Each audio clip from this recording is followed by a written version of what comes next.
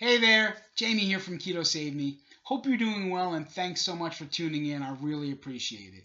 So today's topic is eating to your meter and how to better manage your blood glucose levels on a ketogenic diet. So before we begin, let's talk about your diabetes medications. Now I must advise you that I'm not a medical professional and I'm only offering my opinion, not direct medical advice.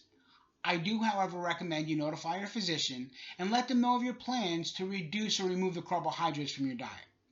You will likely need to reduce or even eliminate some of your medications when you begin a ketogenic diet. Your current dosing is based on a high carb diet, and those needs for the medications will drastically reduce once you eliminate the carbs. I believe it's better to run high than run low during this period of adaptation. Insulin-induced hypoglycemia can be very dangerous and even life-threatening if you're not in a deep enough level of ketosis. So, drugs like glipizide, glimepiride, and glyburide are sulfonylureas, and they work by increasing insulin production and can cause serious complications and even hypoglycemia once the carbs are removed. Drugs like metformin and glucophage work by lowering blood glucose through a different mechanism and are far less likely to cause hypoglycemia. Others like Byetta and Victoza are incretin mimetics, and they work by suppressing glucagon and are far less likely to cause hypoglycemia as well. Now, lastly is exogenous insulin. Now, this is the one that's most likely to cause hypoglycemia, okay? And you need to make sure you reduce your insulin and consistently monitor glucose levels as you begin. If you're type 1, I suggest you go over to the type 1 grit group. They can kind of help you through the process. And type 2s, like me, go to a very minimal dose while working through this. Now remember, I'm not a doctor and I'm not offering medical advice, but I can tell you this. I've been right where you are right now, and I was scared and I didn't know what to do either. Okay? So again, I just went to the minimal dose, and I consistently monitor my blood glucose the entire time, making adjustments as I go. And that's what you need to do. The most important thing is understand that it's trial and error. You've got to be ever vigilant, checking your glucose all the time, and make the adjustments as you go. Now, I've gotten that out of the way. Okay, so we're always talking about blood glucose management and tighter control as a diabetic. But how do we do it? So there's strategies that can be used for both type 1 and type 2. I'm going to speak specifically to type 2 because I'm a type 2 and that's my experience, but they can be used for both. The difference would be a type 1 is going to continue to use exogenous insulin forever. Obviously, we start out by reducing or eliminating the carbs. Easy enough. But beyond that, what do? So there's several tactics that we use. It's eating to our meter, it's meal timing, it's meal composition, it's exercise, and it's fasting. So before we talk about the how, let's discuss the why. We all know that eating carbs or sugar elevates blood glucose levels for obvious reasons. But we've eliminated the carbs. So why is our glucose spiking? We're only eating protein, non-starchy vegetables, and fat. Well, let's start with the veggies, because they're carbs after all, right? Well, so to speak. So just keep in mind that the more fiber in the carb, usually the lower the spike. Okay? Now remember that. That said, tomatoes spike me more than strawberries do. So we're all different. And with that, we spike from different foods differently. Okay? If you suspect anything in particular, I recommend what's called elimination testing. Test a food by itself for its spike. Okay, and if it spikes you too much, just eliminate that food and don't eat it anymore. So we all know that fat is negligible on blood glucose, but that's as a standalone.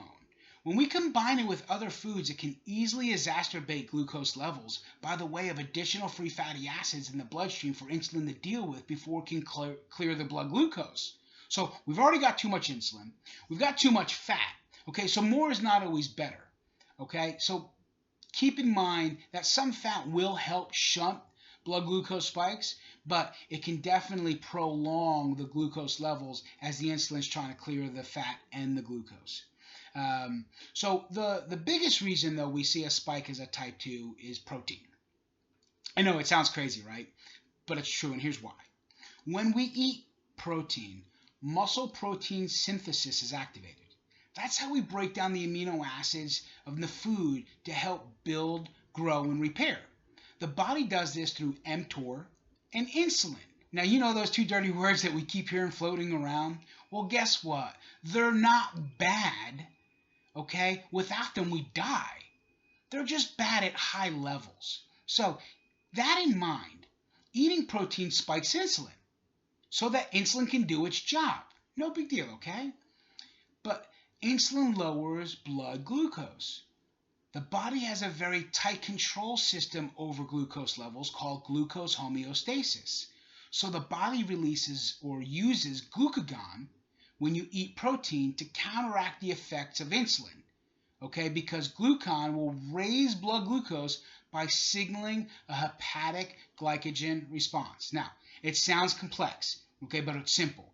Glucagon signals the liver to release glycogen or glucose into the bloodstream to counteract or counterbalance the insulin that's being released through muscle protein synthesis. Now, this is a non-effect on blood glucose in a normal metabolism.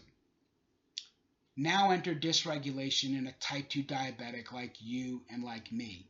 Okay? Well, after years of high glucose and years of high insulin, our first phase insulin response has been affected. So glucagon does its job and signals the liver to release the glucose or glycogen into the bloodstream, but insulin either can't hear the signal or it can't provide the needed insulin.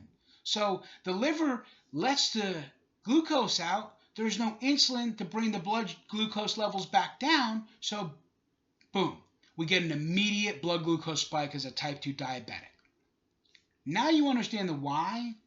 Let's talk about the how. What does eating to your meter actually mean? Well, it's simple. We want to test our blood glucose before and after we eat. These are called the preprandial and postprandial blood glucose or blood sugar readings. Okay? Our goal is to limit the spikes to 20 points or less. Let's use 30 points as our maximum. Okay? That means we want to try to keep the spike between the preprandial and the postprandial to 20 points or less. Again, with 30 being the threshold. Now, test frequently and eliminate the foods that cause you the biggest spikes. Okay? So, let's talk about how to get to that sweet spot, that 20 points. I like to call it the safe zone. So, this is done through meal composition. The perfect meal would be the most amount of protein tolerated and a good amount of fibrous vegetables and a little fat to cook or for flavor. Now, if you're zero carb, obviously those vegetables aren't going to come into the mix. So you're going to have to probably increase the fat just a little bit or go with the fattier meat, okay? Or maybe a little bit of sour cream to help shunt that blood glucose spike. Now, again, too much protein is going to really spike your blood glucose. Not enough veggies or no veggies won't help enough with it. Too much fat is going to hinder the proper insulin response needed to clear the blood glucose or keep the glucose elevated for too long. So you can see how complicated this really is. It's just a lot of trial and error and a lot of effort. Okay? So you have to continually test meticulously until you find the right composition for you. Now, another thing you can do that's going to help before every meal is apple cider vinegar. A tablespoon or two will really help shunt that glucose spike. So another important factor of not just what we eat, but when we eat and how often to managing our glucose spikes. Okay? So the trick is to eat as few times as possible and let the insulin levels fall. Now, however, in the beginning, you're going to need to split your protein over several meals. And in the beginning, I can only tolerate about 30 grams of protein and stay in that safe zone. However, after following these strategies that I'm teaching you along with some fasting, I'm now able to eat over 100 grams of protein in one sitting and stay in the safe zone. That's right, a pound of meat in one sitting and stay in the safe zone. Okay? Now, another thing you've got to keep in mind is your last meal's got to be 4 to 5 hours before bedtime. Okay, this is also going to help you minimize your fasting glucose levels in the morning, and we'll talk about that here in a minute. But the goal is to get to the point where you're eating 2 meals inside of a 6 to 8 hour window. Again, with the last meal being 4 to 5 hours before bed. Now, after a while, you can do like I do, and you eat only once a day, okay, and still stay in the safe zone. So the other thing you're going to want to start to incorporate is a fasting regimen, okay, to really help that along. But right now, let's just focus on getting adapted and getting our glucose under control. We'll deal with the fasting later down the road. Okay, so the next thing we want to incorporate is exercise. this is again something we need to be very careful with because it will elevate glucose. Okay, so we don't want to do it right in the morning because our glucose is already higher. Okay, now that said, the spike we get from exercise is okay. In fact, it's intentional. Okay, now type 1s, monitor through the workout because you may need to use a little bit of insulin to get you through the workout. Okay, now it's really, really important that we monitor how this affects us, okay? Because we're trying to incite a glucose response by way of a hepatic or liver glycogen glucose response, okay? So how do we do that? High intensity interval training. That's right, a HIIT workout. Now, we need to follow that HIIT workout with resistance bands. Now let me explain.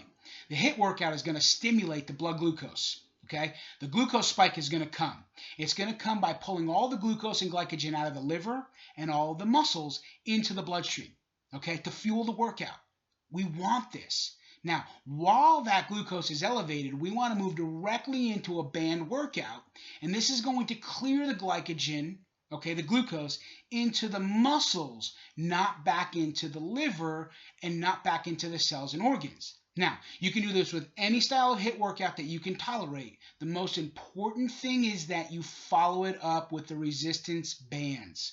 Okay? Now, another thing that you can do is a post-meal walk.